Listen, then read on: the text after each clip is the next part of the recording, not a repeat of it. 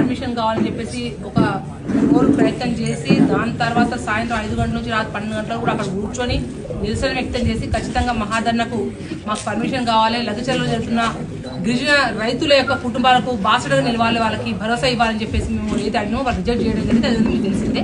తర్వాత న్యాయస్థానం మీద నమ్మకంతో మేము తెల్లారి పిటిషన్ వేయగానే ఇమీడియట్గా న్యాయస్థానం మాకు పర్మిషన్ ఏది మహాధర్నా ఏర్పాటు చేసుకోవడానికి మహబూబాద్ పట్టణంలో ఎంఆర్ హాస్పిటల్ దగ్గర ఇచ్చినందుకు మనస్ఫూర్తిగా కూడా న్యాయస్థానానికి ధన్యవాదాలు తెలియపరుస్తాను. న్యాయస్థానం నమ్మకం ఇది ఒకటే ఏంటంటే కాంగ్రెస్ పార్టీకి చెంపపెట్టు వాళ్ళు పర్మిషన్ ఇవ్వకుండా బీఆర్ఎస్ పార్టీకి భయపడి ప్రజల్లో గ్రామ స్థాయిలో తండా స్థాయిలో కూడా పూర్తి స్థాయి కూడా కాంగ్రెస్ ప్రభుత్వం వచ్చినాక గిరిజనులకు అయితే వాళ్ళు పీఠ మీద కూర్చొని వాళ్ళ ప్రభుత్వం ఏర్పడింది కూడా పూర్తి స్థాయిగా గిరిజనులు ప్రత్యేక ఎక్కువ తెలంగాణ రాష్ట్రాలు 45 లక్షల పైబడి ఉన్నారు.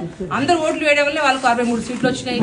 వచ్చిన తర్వాత చేసే చర్య కూడా తెలంగాణ రాష్ట్రంలో ఎక్కడ చూసినా కూడా గిరిజనుల మీద దాడి జరుగుతూ ఉంది. అందులో ఆ భాగంగానే లగచర్లలో దాదాపు చాలా మంది కుటుంబాలను జైలు పాలు చేసి వాళ్ళు ఇబ్బంది పెట్టి పట్టా భూములో ఏదైతే ఉన్న వాటిని లాక్కోవడం విషయానికి వారికి అందరు కూడా భరోసా ఉండడానికి ఏదైతే ఈ ధర్నా రేపు ఏర్పాటు చేస్తున్న పర్మిషన్ విషయం తెలుసు. రేపు కేటీఆర్ గారు రేపు 10 గంటల నుంచి 1 గంట ప్రాంతంలో అంటే 11 నుంచి 1 గంట ప్రాంతం వరకు కూడా రేపు మహాధర్నా కార్యక్రమం యథావిధిగా ఉంటుంది. జిల్లాలోని వ్యాప్తంగా అందరూ వచ్చి కూడా దీన్ని దిగ్విజయం చేయాలని మనస్ఫూర్తి కోరుతా ఉన్నాం.